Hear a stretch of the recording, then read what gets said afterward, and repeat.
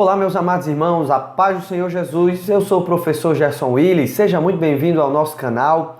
Hoje chegamos à lição de número 3, o batismo no Espírito Santo. Lembrando, como eu já deixo aqui avisado para os irmãos, que os nossos slides estão disponíveis aqui para você baixar e usar aí na sua escola bíblica. Não se esqueça de se inscrever no nosso canal, se você é novo por aqui e está aqui acompanhando as nossas aulas que acontecem toda a semana. Então, queridos irmãos, hoje o nosso textuário vai dizer em Atos dos Apóstolos, capítulo 1, versículo 5, porque na verdade João batizou com água, mas vós sereis batizados com o Espírito Santo, não muito depois desses dias. Ser batizado no Espírito Santo é uma experiência espiritual, diz a verdade prática, perfeitamente distinta da nossa conversão, e para nós essa é uma verdade apresentada nas Escrituras. A nossa leitura bíblica em classe se encontra em Atos capítulo 2, versículo do 1 ao 13, que nós vamos ler agora. Cumprindo-se o dia de Pentecostes, estavam todos reunidos no mesmo lugar, e de repente veio do céu um som, como de um vento veemente e impetuoso, e encheu toda a casa em que estavam assentados, e ouviram e foram vistas por eles línguas repartidas como que fogo, as quais pousaram sobre cada um deles. E todos foram cheios do Espírito Santo e começaram a falar em outras línguas, conforme o Espírito Santo lhes concedia que falassem. E em Jerusalém estavam habitando judeus, varões religiosos de todas as nações que estão debaixo do céu. E correndo aquela voz, ajuntou-se uma multidão e estavam confusa, porque cada um ouviu falar na sua própria língua. E todos espasmavam, se maravilharam, dizendo uns aos outros: pois que não são estes, não são Galileu todos esses homens que estão falando? Como, pois, ouvimos cada um em nossa própria língua, em que somos criados, nascidos, partos e médios, elemitas e os que habitam na Mesopotâmia, e Judéia e Capadócia e Ponto, e Ásia, e Frígia, e Panfilha, Egito, e partes da Líbia junto a Cirene, e forasteiros romanos, tanto judeus quanto prosélitos, e cretenses e árabes, e todos temos ouvido em nossas próprias línguas falar das grandezas de Deus, e todos se maravilhavam e estavam suspensos, dizendo uns para os outros: que quer dizer isto? E outros zombando diziam: estão cheios de mosto. Isso aqui foi o marco da descida do Espírito Santo sobre os irmãos que estavam ali em Jerusalém. Nós teremos 3 objetivos. O primeiro deles é conceituar o batismo no Espírito Santo, depois mostrar o propósito do batismo no Espírito Santo e destacar o recebimento e evidência do batismo no Espírito Santo. Vamos lá para a nossa introdução. Nesta aula veremos que o batismo no Espírito Santo é uma promessa cumprida em Atos dos Apóstolos e que ainda está disponível para todas as pessoas que recebem a Cristo como seu único Salvador. Observaremos que o batismo com ou no Espírito Santo é algo diferente da salvação. Um inicia o crente e o outro tem a sua função na continuação da caminhada cristã. Então a gente vai ver aqui a diferença da regeneração e do batismo com o Espírito Santo. Que é preciso uma pessoa ser regenerada, A pessoa não salva pode ser regenerada? Sim, então um não salvo pode ser regenerado após ser transformado, ouvindo a palavra de Deus e crendo em seu coração. Já o batismo no Espírito Santo, irmãos, é diferente. Então, somente quem já foi regenerado por Deus tem condições de receber o selo desta promessa, pois o mundo não pode recebê-lo, como está em João capítulo 14 e o versículo 17, como nós lemos agora há pouco. Então, a gente chega aqui no nosso primeiro ponto, O que significa o batismo no Espírito Santo? O fenômeno do Pentecostes. Atos capítulo 2, versículo 4 diz: e todos foram cheios do Espírito Santo e começaram a falar em outras línguas, conforme o Espírito Santo lhe concedia que falasse. Aí aqui a gente vai ver 2 questões a respeito do que os discípulos estavam fazendo para receber a promessa, Esse fenômeno acontece porque já havia sido prometido, Que João anuncia que Jesus é o que batiza no Espírito Santo. Ele, quando estava ali apregoando, a gente vai ver aqui em outros slides, em Mateus capítulo 3, versículo 11, ele vai dizer: e eu, em verdade, vos batizo com água para arrependimento, Mas aquele que vem após mim é mais poderoso do que eu, cujas alparcas não sou digno de levar ou desatar. Ele vos batizará com o Espírito Santo e com fogo. Mateus acrescenta aqui com fogo. Em Atos dos Apóstolos 1 e 4, e estando com eles, determinou-lhes que não se ausentasse de Jerusalém, né? Eles foram instruídos a esperar, mas que esperassem a promessa do Pai, que disse ele, de mim ouvistes. Vejamos que esse fenômeno era algo que os irmãos estavam já esperando, né? Então a ideia de cheios, né, do Espírito como o batismo prometido. Vejamos o que diz aqui em Atos capítulo 11, versículo 13 ao 16. E contou-nos como vira em pé um anjo em sua casa e lhe dissera: envia homens a Jope, manda chamar a Simão, que tem por sobrenome Pedro, o qual te dirá palavras com que te salve, tu e toda a tua casa. E quando comecei a falar, caiu sobre eles o Espírito Santo, como também sobre nós ao princípio. João lembrando, né, que do mesmo jeito que veio o Espírito Santo e batizou os irmãos ali no dia de Pentecostes, fez também na casa de Cornélio, um gentio. E lembrei-me do dito do Senhor, quando disse: João certamente batizou com água, mas vós sereis batizados com o Espírito Santo. Então essa passagem a que vimos anteriormente nos mostra que o batismo do Espírito Santo está cheio daquilo que havia sido prometido desde os profetas e de Jesus Cristo. Então o Espírito Santo caiu sobre esses irmãos que estavam ali, eles foram cheios e foram batizados com o Espírito Santo, né? Então, o batismo no Espírito Santo é distinto da obra da conversão, né? Você é convertido e depois você recebe o batismo, ou pode acontecer juntamente. Então, vejamos aqui a relação ao novo nascimento. Quem nasceu de novo tem o Espírito Santo. Então, quem se converte, irmão, já tem o Espírito Santo. Quem recebe quem entende, né, que Jesus Cristo é o único verdadeiro Salvador, essa obra é uma obra do Espírito de Deus. É uma obra onde faz que a pessoa receba. Então, ninguém tem condições de crer em Jesus realmente, verdadeiramente no seu coração. E essa obra acontecer, a obra da regeneração, sem que essa pessoa tenha o Espírito Santo. Não é obra alheia. O Espírito vem e realmente habita ali e essa pessoa crê no Espírito de Deus.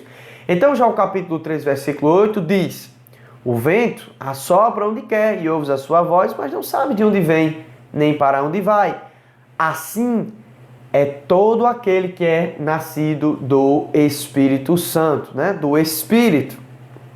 Então vejamos, o Espírito habita em todo crente, pentecostal ou não. Então o Espírito de Deus vai habitar na vida de quem é pentecostal ou não, de quem crê ou não nesta promessa, né? Porque muitas vezes a pessoa crê em Jesus Cristo, mas ainda tem dúvida em relação ao batismo com o Espírito Santo. Não recebeu ainda porque ainda não creu neste poder, e alguns ainda não receberam a promessa. Aliás, não receberam esse selo da promessa, que é o batismo com o Espírito Santo. Então 1 Coríntios 16, 3 diz: não sabeis vós que sois templo de Deus e que o Espírito Santo habita em vós? E aqui para respaldar este ponto. Então, Romanos 8, 9, né? Quem não tem o Espírito Santo não é cristão. Quem não recebeu o Espírito Santo no seu coração, essa pessoa não pode ter sido nascido uma vez, né? Quando o apóstolo Paulo está falando várias vezes, ele vai dizer: se é que o Espírito de Deus habita em vós. Veja aqui: vós, porém, não está na carne, mas no Espírito. Se é que o Espírito de Deus habita em vós. Está querendo dizer o seguinte: olha, irmãos, eu estou falando para vocês, mas se realmente o Espírito de Deus habita em vocês, vocês não estão na carne. Mas vocês estão na carne se o Espírito de Deus não habita aí. Vocês não receberam a consolação do Espírito se vocês de uma vez não foram regenerados. Mas se alguém não tem o Espírito de Cristo, este tal não é dele. Há pessoas que estão na igreja, que confessam que Jesus é o seu Salvador, mas essas pessoas muitas vezes não têm o Espírito de Deus e não receberam Jesus verdadeiramente no seu coração. Ainda não tem realmente, precisa ter um encontro. E a gente vê testemunho de várias pessoas, inclusive eu sou uma testemunha, né? Que há um certo tempo eu ia para a igreja, mas não recebera realmente Cristo como meu Salvador. Até um dia, né, na minha juventude, o Espírito de Deus veio até mim através da palavra de Deus e eu ali fui um novo converso. Então vejamos aqui o revestimento de poder. A experiência de ser batizado no Espírito Santo é distinta da experiência da conversão. Vejamos as seguintes passagens. Então, duas passagens aqui. Os discípulos reunidos no cenáculo já eram convertidos, inclusive já tinham assoprado, né? Jesus já tinha assoprado sobre eles o Espírito Santo e já tinha prometido a eles a vida eterna. Então vejamos aqui em João 22, o Senhor já havia, né, soprado, recebam o Espírito Santo. Eles já tinham recebido o Espírito Santo. Em Lucas 10:22, eles já tinham sido convertidos, mostrados que tinham recebido ali a vida eterna. Mas vejamos, eu acho que enfatiza mais é esse aqui em João capítulo 10:22, e eu coloquei essa daqui como autor, né, como comentarista da lição colocou. Mas em João 22, o Senhor assopra sobre eles o Espírito Santo. Eles já eram ali, então, convertidos, já tinham o Espírito Santo. É diferente. Eles já tinham o Espírito Santo, mas ser revestido é outra questão. Então a gente vai ver aqui na conversão de Paulo. E Ananias foi e entrou, em Atos 9:17, na casa, e impondo-lhes as mãos, disse: irmão Saulo. Ele já era irmão, ele não ia se tornar ainda um irmão. O Senhor Jesus, que te apareceu no caminho por onde vinhas, me enviou para que te tornes a ver e seja cheio do Espírito Santo. Então, naquele momento, o apóstolo Paulo foi cheio do Espírito Santo.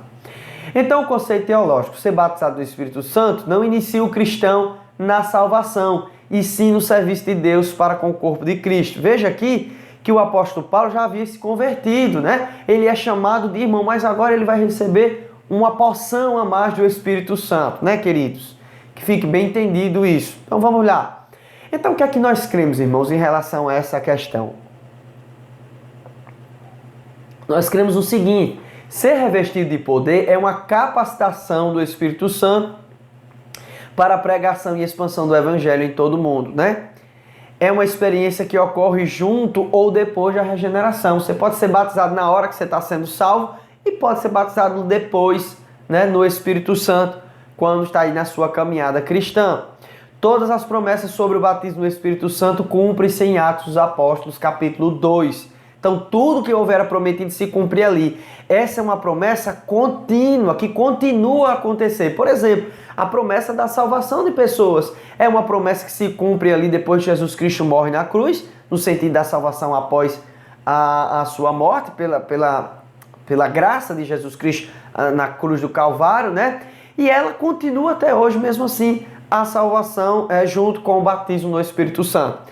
Então, cremos que a experiência do batismo no Espírito Santo está disponível para todos os homens, sem distinção de idade, sexo, raça ou classe social, desde que tenha recebido Cristo como seu Salvador pessoal. E isso em todos os tempos e em todos os lugares e em todas as épocas, o Espírito Santo de Deus pode revestir um cristão sem distinção de qualquer uma questão dessa, como já foi falado aqui. Então, qual é a finalidade, meus irmãos? A gente já viu algo um pouco mais falando sobre a finalidade deste batismo, né, que vem sobre o cristão.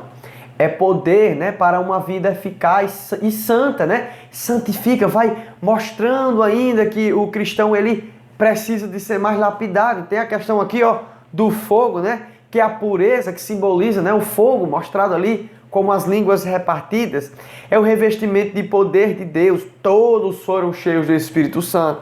E aí a proclamação ou testemunho de Cristo. O crente que é batizado no Espírito Santo, ele se torna ousado, né? O crente que é batizado no batismo do Santo Espírito de Deus, ele vai ser mais ousado para pregar a palavra de Deus. Como a gente vai ver os irmãos, Pedro, quando é batizado no Espírito, ele não fica ali, ele sai para fora, né? Eclésia aqui, vai para fora, chamado de Deus para fora para anunciar a pregação do Evangelho de Deus com ousadia.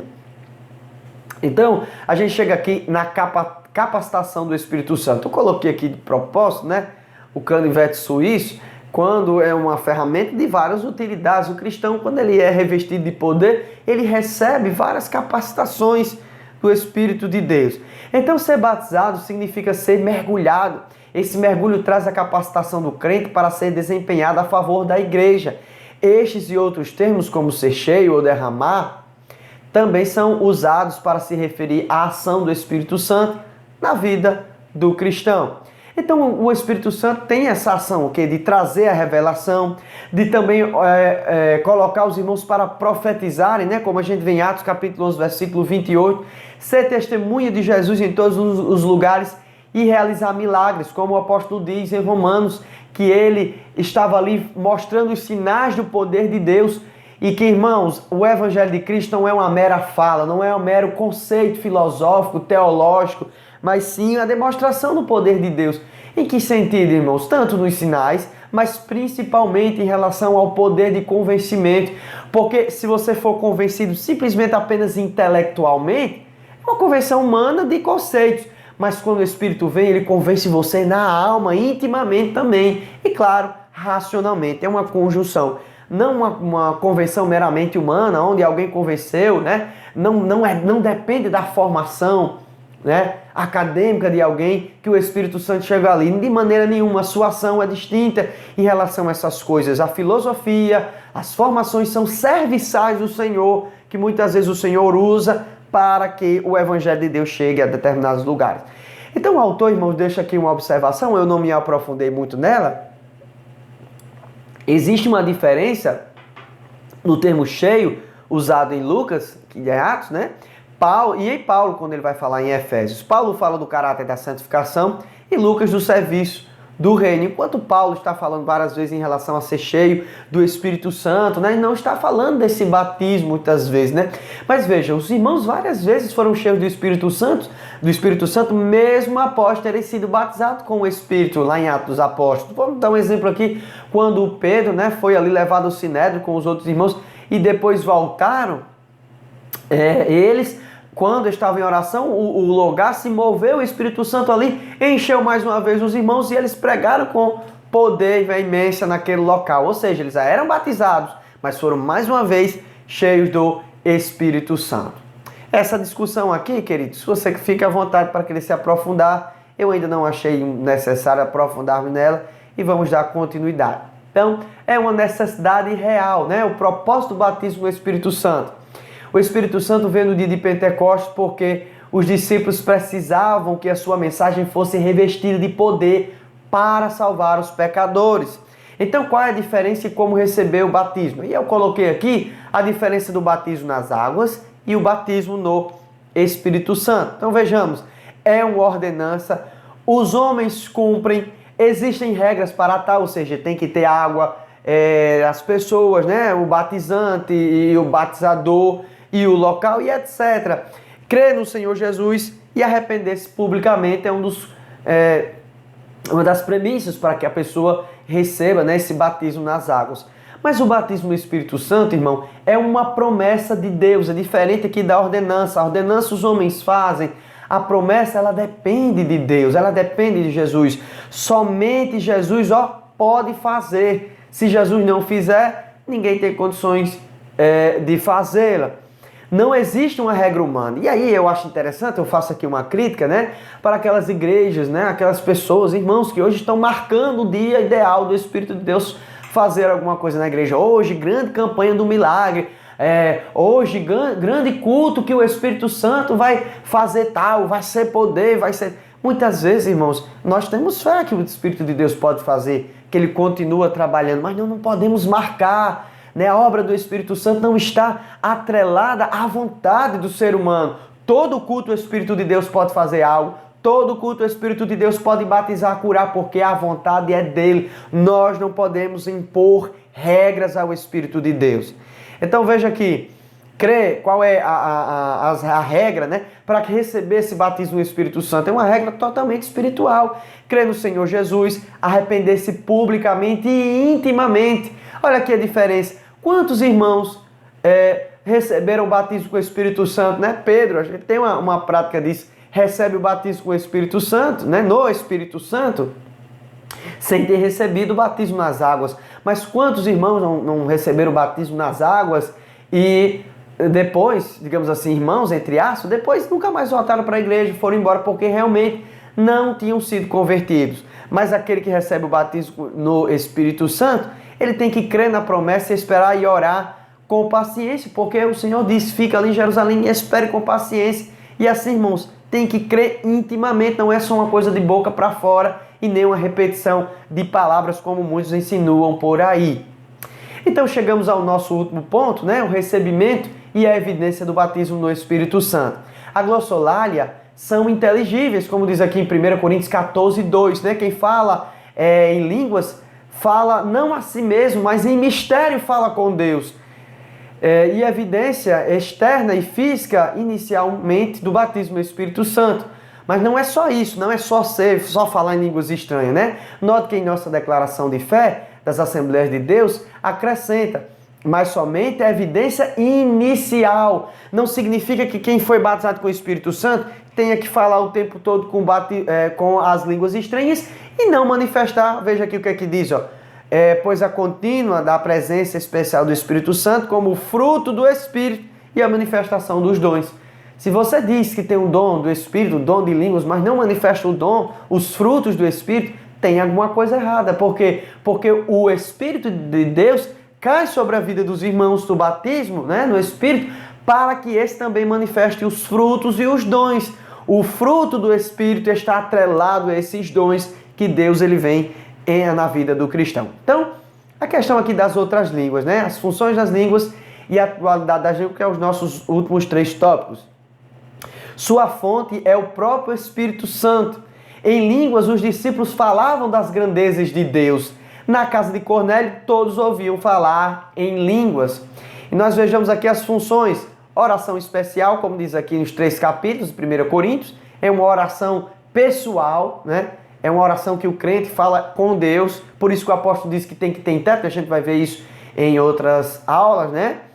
Em Atos indica o recebimento do poder profético, quando os irmãos receberam o poder e começaram a profetizar. Então, por meio delas, das línguas, né, damos glória a Deus e conversamos com Ele. 1 Coríntios, como foi repetido aqui, ó, capítulo 14, versículo 14, 16 e 17. Então, por fim, aqui a promessa de ser batizado no Espírito Santo abrange todo o corpo de Cristo em todos os lugares, em todas as épocas, como a gente já falou, de modo que as línguas são inseparáveis do batismo no Espírito Santo. É o que cremos, que quando a pessoa recebe o batismo, recebe também o dom de línguas. O som de vento impetuoso e a visão das línguas de fogo não se repetem mais. No entanto, falar de línguas continua, irmãos, como a gente vai ver em várias passagens de Atos dos Apóstolos. Então, o que é que dizer aqui da nossa lição hoje? É que o Espírito de Deus, sim, tem a função de regenerar o cristão, mas isso não significa que o cristão regenerado está sendo batizado com o Espírito Santo. Pode acontecer isso agora, na hora que a pessoa está sendo regenerada, e pode acontecer depois. O Espírito de Deus vem, reveste o cristão de poder para que ele seja testemunha, pregue com ousadia, faça a obra de Deus com mais impetuosidade e viva ali uma vida cheia do seu Espírito. Nós observamos também o dom de línguas, e eu acredito que vai ser acrescentado na próxima lição, que são os dons espirituais, aonde tem o seu serviço em fazer com que nós estejamos na casa de Deus, edificando os irmãos quando tiver um intérprete e também edificando as nossas vidas, já que quem ora em espírito, né, quem fala em línguas estranhas, ora a Deus em espírito e edifica a si próprio. Meus irmãos, essa é uma síntese da nossa lição. É claro que você pode colocar muito mais coisas em relação ao que já foi dito aqui, porque isso aqui é uma pontinha ainda do iceberg de tudo que nós poderíamos falar. Queremos agradecer se você chegou até aqui nesse vídeo e dizer que não esqueça de se inscrever no nosso canal e que, se Deus quiser, estaremos aqui na próxima semana falando um pouco mais da nossa próxima lição, que é a lição de número 4. Que Deus abençoe vocês em Cristo Jesus e até a próxima aula, se Deus quiser. Amém.